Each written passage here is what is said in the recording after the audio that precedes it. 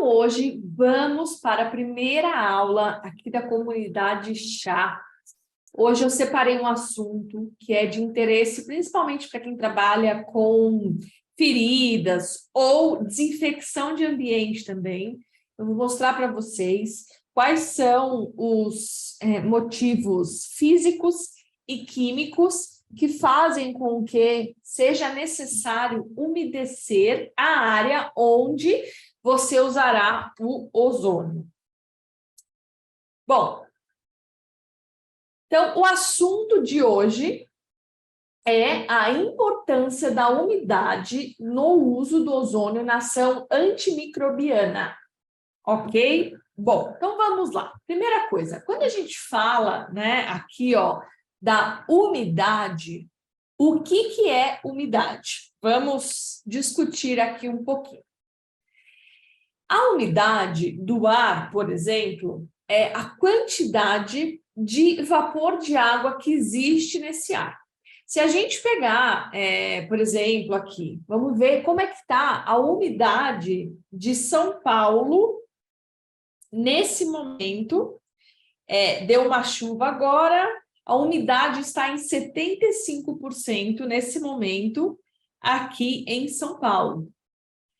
E essa umidade, né, ela pode variar em 0 a 100, então aqui em São Paulo nesse momento está com 75, e também se a gente for pegar aqui, ó, se a temperatura do ar aumentasse, quanto for mais quente, né, estiver, menor será essa umidade, se a gente considerar a mesma quantidade de vapor presente na atmosfera. Então é uma relação entre a temperatura e a quantidade de umidade, de água que tem nesse ar. Então, por exemplo, aqui, ó. Então, essa umidade relativa significa que se eu tiver 25% de umidade relativa, eu vou ter 1% de vapor de água e assim por diante, que está aqui na tabela. Então, normalmente, quando a umidade está em 100, a gente tem, dentro desse 100, 4% de água.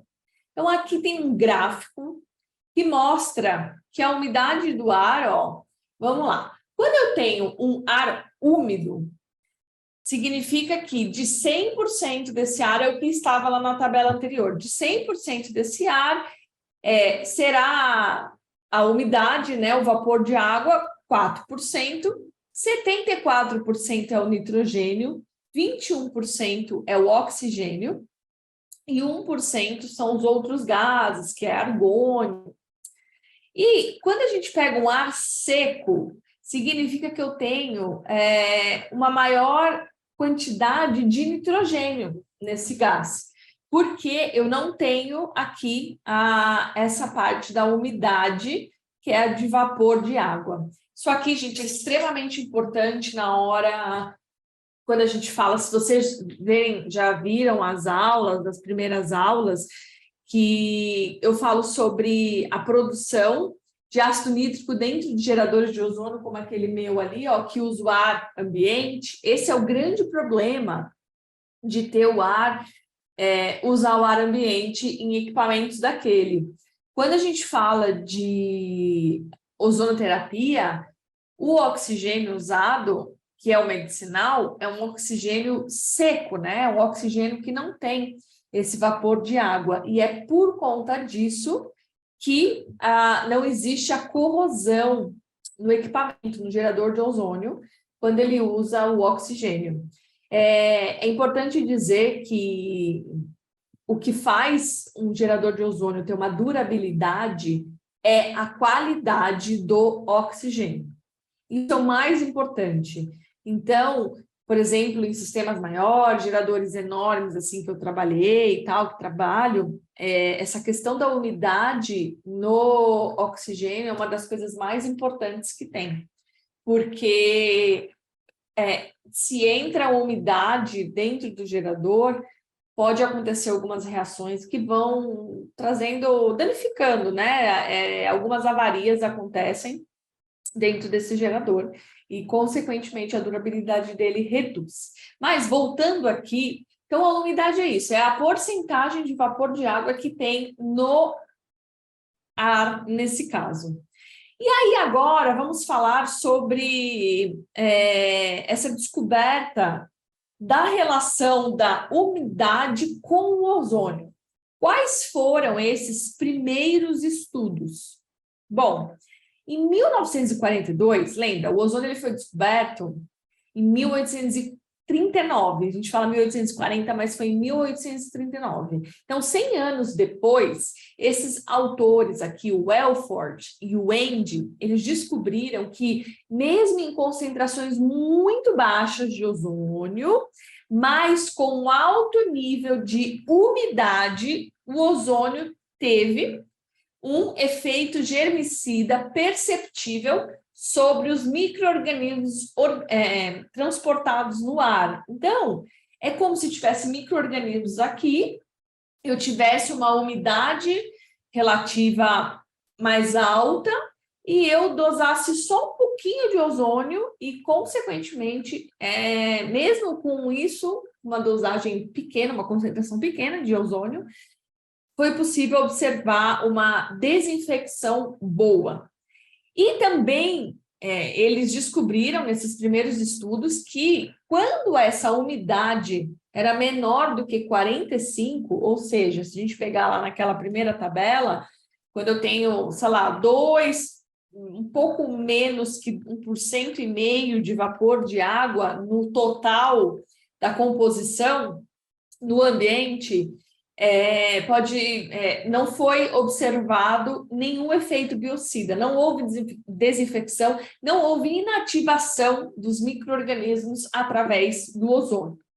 E aí, em 1963, 21 anos depois, o Guerin ele concluiu que a desinfecção com ozônio só era eficiente em células hidratadas, ou seja, células com água. Micro-organismos dessecados, que não, tipo uva, né? Uva passa, foram significativamente mais resistentes ao tratamento com ozônio. Então, esses primeiros estudos aconteceram há quase 100 anos atrás e houve já essa conclusão de que a umidade era importante na hora da desinfecção, quando se usava o gás ozônio. E aí, vamos lá. Primeira coisa que eu quero falar é qual que é o mecanismo de ação do ozônio quando ele entra em contato com a água. Então, tem dois caminhos que ele segue, que ele pode seguir, e não necessariamente é um ou outro, pode ser um e outro. Então, depende de algumas características dessa água. Mas, é assim, a gente fala que quando o ozônio ele entra na água, ele pode ir pela primeira reação, que é o que a gente chama de ação direta, que é quando o próprio ozônio já reage com micro-organismos. Se você olhar aqui, ó, tem ozônio, reage com a matéria orgânica aqui, e já acontece a oxidação dessa matéria orgânica. Mas, que seria o caso de você colocar esse ozônio, né, numa ferida, por exemplo, ele já vai reagir ali com o micro-organismo direto. Mas existe um outro caminho, que é a reação indireta que a gente fala, que é quando o ozônio reage com os íons hidroxila, formando os radicais. Os radicais são eles que irão reagir com a matéria orgânica e oxidar elas. Como é que isso aqui acontece? Quando que o ozônio vai para um lado ou vai para o outro? É difícil fazer essa medição, porque aqui nós não estamos falando de águas puras, então é uma água potável e uma água nesse caso aqui que tem o micro-organismo, né, gente? Pelo amor de Deus, que a água pura, a água usada na ozonoterapia não tem micro-organismos. Então, no caso aqui, quando o ozônio entra numa água que tem micro-organismo, porque mesmo a água sendo potável, ela tem uma contagem microbiológica, o ozônio ele pode ir para a reação direta ou para a reação indireta, dependendo do pH. Quando eu tenho um pH alto, um pH mais básico, significa que eu tenho mais OH- nessa água.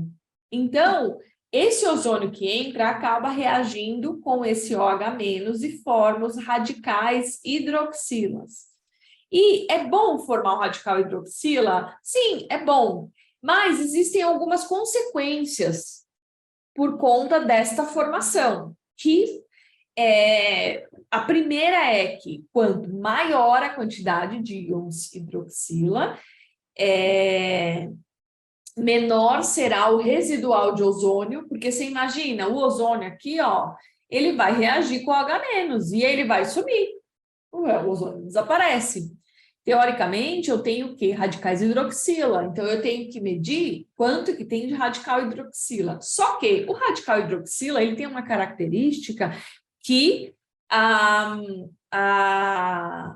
eles têm um tempo de meia-vida, eles ficam na água em segundos, é muito pouco tempo. Então, ele é formado, ele já reage com o que tem que ser reagido e já desaparece. Então, é difícil essa medição dele. Bom, e aqui a gente já pode começar a falar dessas reações do ozônio com os íons que a água possui. Aqui estamos falando de uma água pura, então não tem micro-organismo. O ozônio ele não vai reagir com esses micro-organismos, ele sempre vai fazer uma reação indireta, onde ele vai reagir com o íon H-. Então, aqui, ó, uma água, ela sempre tem íon H+, e íon H-. É isso que faz a água ser formada. A gente fala que a água ela fica numa ionização, ela está sempre junta ou separada. E dependendo da quantidade que tem de íon H+ e de íon H-, quando elas são iguais, significa que a água tem pH 7. Então, sempre existirá OH-. Então, quando o ozônio ele entra em contato com uma água pura, ele vai reagir com o íon OH- e formará um monte de produtos aqui. Então, tem a iniciação, a intermediária e a terminação, que são as fases das reações que acontecem nessa água. Esses HO2, a gente chama eles de adutos. Esses adutos que são intermediários, eles são excelentes para fazer essa oxidação quando a gente quer, dependendo do micro-organismo e tal. Vale lembrar que essas reações elas são muito difíceis de serem medidas e estudadas. Se eu não me engano, existe, acho que nesse momento, são acho que 4 estudos que mostram quais são as reações do ozônio em água potável, nesse caso. Existe sim um livro onde eu tenho o ozônio com várias reações, assim, mas são com compostos diferentes. E aqui a gente vai falar de uma água, essas reações são com água pura, como, por exemplo, esse daqui. Nesse estudo, ó, tem iniciação, a intermediária, as reações intermediárias, elas são, a gente chama de propagação também, e a terminação, quando termina. Então, quando eu tenho esses adultos aqui, todos, a finalização, ó, você pode ver, a última reação aqui mostra que quando o ozônio entra em contato com a água, ele termina essa reação formando o peróxido, o oxigênio e o ozônio. Aqui é um pH neutro de uma água pura. Por que é interessante saber isso daqui? Porque a formação do radical hidroxila, ela aqui, ó, por exemplo, aqui no caso, ela acontece durante essas reações do ozônio em água e ela possui um tempo de meia-vida, ou seja, ele acaba rápido, some, desaparece o radical hidroxila, ele é muito rápido para sair, né, para voltar, para desaparecer, mas, consequentemente, mas no final, ó, a gente tem um pouco de oxigênio, de ozônio, que é o residual de ozônio, e o peróxido de hidrogênio também, que é ok, também tem um poder oxidante. Então, é uma água que possui um poder oxidante. Bom, então, quimicamente falando, é bom eu ter uma umidade. Então, por exemplo, no caso de uma ferida, é bom eu umedecer essa ferida, porque o ozônio ele vai reagir com os íons OH- dessa água e formará radical hidroxila. E o radical hidroxila ele é mais eficiente do que o ozônio. Então, você vai ter uma melhor desinfecção nesse local. Existe uma razão também porque o ozônio ele vai, se tiver ressecado o local, ele vai reagir com a mucosa e pode machucar. Então, o ideal é que realmente tenha água para não machucar o paciente, que seja, se for uma ferida, e também porque tem essa formação de hidroxila, que é o que do radical hidroxila, que ele é mais eficiente do que o ozônio. Então, essa é a razão química. E agora a gente vai para a razão física. Níveis mais altos de água, de umidade, acaba reidratando o patógeno, o micro-organismo. Então, se esse micro-organismo, ele está lá, o bichinho, e ele tem água nele, você concorda comigo que se eu colocar o ozônio perto dele, esse ozônio vai reagir com a água, que, né, tem esse micro-organismo, vai formar o radical hidroxila e, consequentemente, a gente vai conseguir inativar esse micro-organismo mais fácil.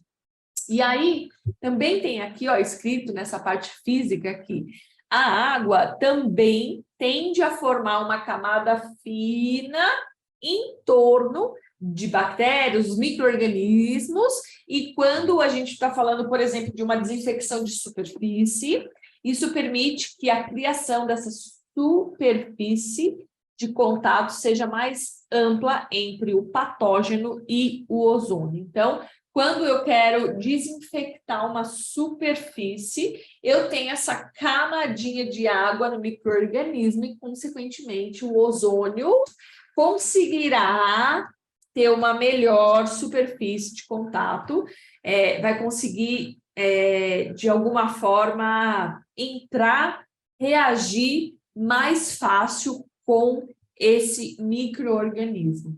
Então, a razão física é essa.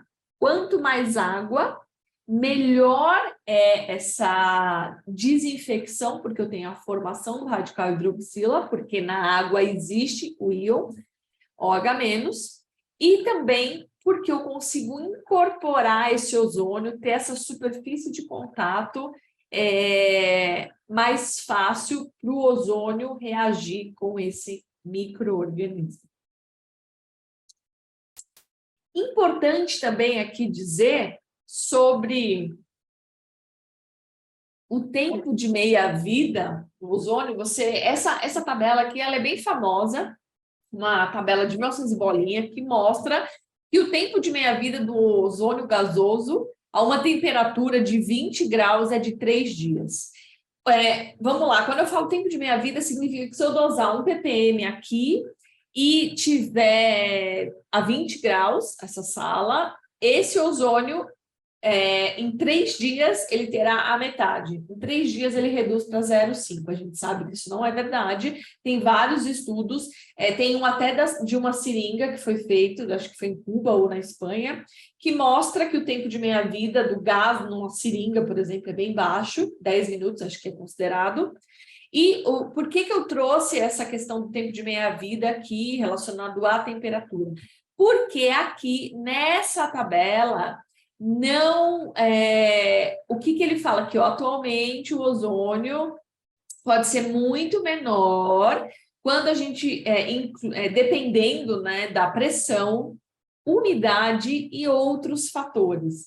Então, aqui, ó, quando ele fala que uma temperatura 20 graus, o ozônio, ele dura 3 dias, a gente sabe que isso não é verdade, é porque algumas condições do ambiente não foram levadas em consideração.